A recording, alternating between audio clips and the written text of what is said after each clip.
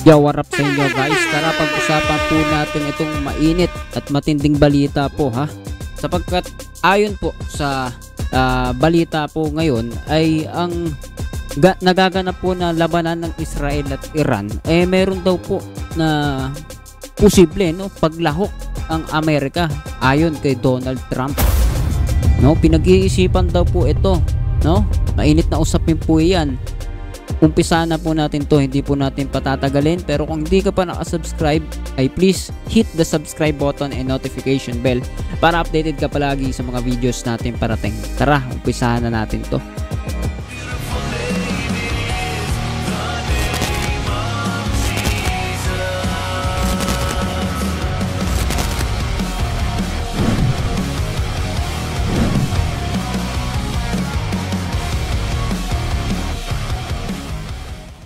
So yun nga mga tol, sabi po dito sa balita ay nagpatawag ng meeting si US President Donald Trump pagdating mula sa G7 Summit sa Canada upang talakayin ang umiiral na sigalot sa Middle East. Sa kabila nito ay hindi pa malinaw sa ngayon kung planong samahan ng Estados Unidos ang Israel sa laban nito sa Iran. Yan po yung subaybayan po natin ngayon sa balita po na ito bago po natin kumpletuhin ang mga pag-uusap dito. Magbibigay ng opinion ay panoorin po natin ang balita na ito. Play natin. Upang talakayin ang nauubos na ang pasensya ni US President Donald Trump sa Iran. Ayon kay Vice President J.D. Vance, bunsod nito maaring magpasya ang American Chief Executive na gumawa ng karagdagang aksyon laban sa pagpapayaman ng Iran sa uranium. Agad nagpatawag ng meeting si Trump pagdating mula sa G7 Summit sa Canada upang talakayin ang umiiral na sigalot sa Middle East. Hindi pa malinaw sa ngayon kung planong samahan ng Estados Unidos ang Israel sa laban nito sa Iran. Alright mga tol, so ito po ang matindi po na balita. Bakit po ba natin sinasabi na matindi? Dahil ito po ay pandaigdigan ang epekto po nito, Ito nga lang pong gera sa Ukraine at Russia. May epekto po sa crudo, may epekto sa mga iba't ibang produkto worldwide, paano pa po kaya kung isa sa malaking bansa, makilahok po dito sa nangyayari po na sigalot sa Middle East. Sabi nga po ay yung Iran versus Israel, Ano po kaya ang mangyayari? Ano kaya ang magiging epekto nito? I believe ito po ay kapag hindi po ito nasolusyonan, hindi makipag-ugnayan ng matino po ang Iran sa pagtigil sa paggawa ng nuklear. Ano po kaya magiging reaksyon ng Israel? Siyempre ang Israel po patuloy po yan. Alam po nila na ito ay malaki ang tsansa na sa kanila po ito ay gagamitin, dahil hindi naman matitigil ng gera digmaan na yan kung hindi, hindi nawawala ang mga Hudyo. Ganun po kalalim, katindi ang labanan po ng Israel at ng iba pong mga Arab nations, especially sa kasalukuyan ay ito pong Iran. Hindi pa po malinaw daw, Hindi pa malinaw na makikilahok o sasamahan na ng Estados Unidos ang Israel laban sa Iran. Pero the fact na mayroon pong usapin dito, hindi po imposible na mangyari po 'yan. Lalo na po ang Israel ay alyado po ng Amerika. Paano po kaya, Alam naman po natin na ang Amerika ay hindi rin basta-bastang bansa, Meron ding nuclear yan. Meron din yung militar. At capable sila ng mas matitindi rin na pag-atake. So, akala po ng ilan ay simpleng usapin lang po ito, Pero kailangan po nating ipanalangin na magkaroon po ng kaayusan lahat. Otherwise, siyempre, wala naman po makakapigil talaga kung magaganap yan. Naway hindi mapahamak ang marami pong tao sa mga kaganapan po na yan. Basahin po natin ang comment ng iba dito sa comment section. Sabi po, Russia will not let Iran on its own when the US engage itself. So sabi nito ni Whiskey, di daw pababayaan ng Russia ang Iran sa sarili nito kapag ka ang US ay nakailam na, no? So ano masasabi ninyo dyan? They have their own problem, just small country of Ukraine they cannot conquer. No? Sabi ng isa. May problema nga din sila, no? Gaya ng maliit na bansang Ukraine. Hindi ako nagkakamali sa pagkakaunawa ko sa comment nitong isa dito, no? Sabi, hindi nga nila masakop-sakop yung Ukraine. They said, in 3 weeks, Ukraine will fall, but what happened?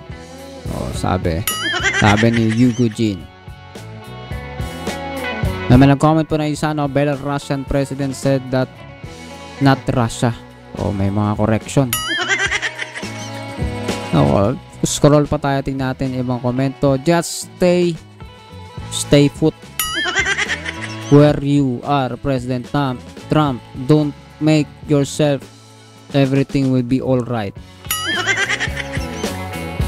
But the comment is that, of course, if the US join the fight against Iran, what is stopping Turkey and other Islamic countries to support fellow Muslim country Iran? Also, Iran has a military defense treaty with Russia. US, Israel versus Russia, China, Iran. Sabi ng isa. Tapos sabi po ng sagot ng isa ni Benok Torres, as if China and Russia will join. Lol. This conflict will include us. Sali mo daw ang Davao, sabi ni Debbie Silverio. O kung ano-ano po mga pinag-uusapan nila dito sa comment section, at karamihan ay nag-i-English, ha. Ramdam naman natin na sila po ay mga Pilipino. Buti pa yung uranium, pinapayaman nila, sana all.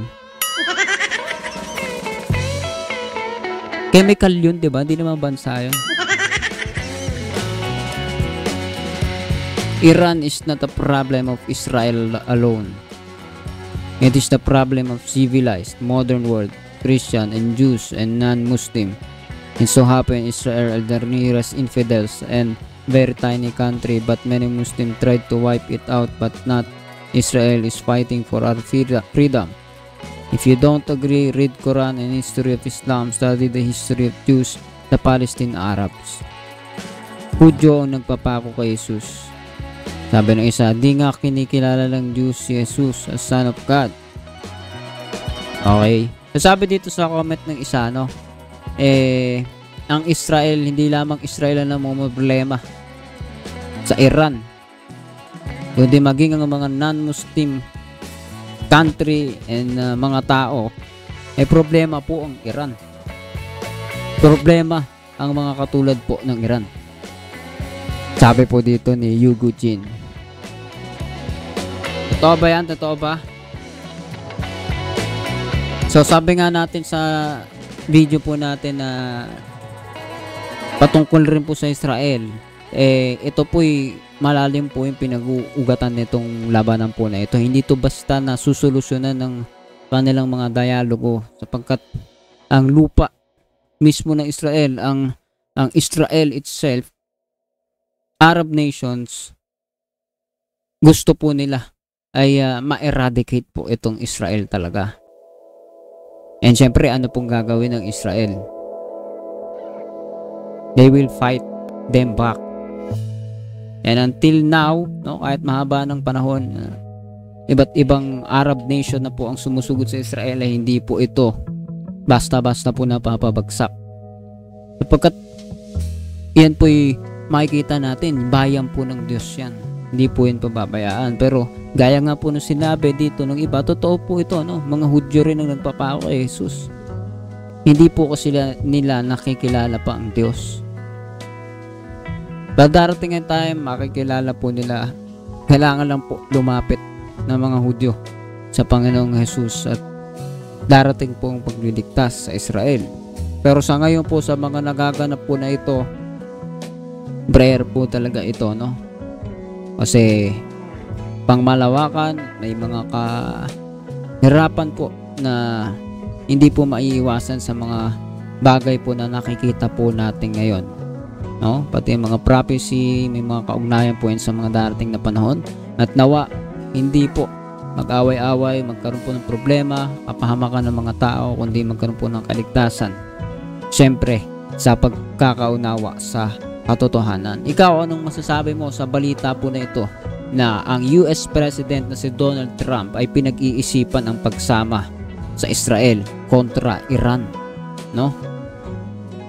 At tingin mo, ito ba'y mangyayari sa lalong madaling panahon? Ito ba'y imposible o naman? Comment down below, pag-usapan natin yun sa comment section. And please do not forget to hit the subscribe button and notification bell para updated ka palagi sa mga videos natin parating. See ya ulit sa susunod na video.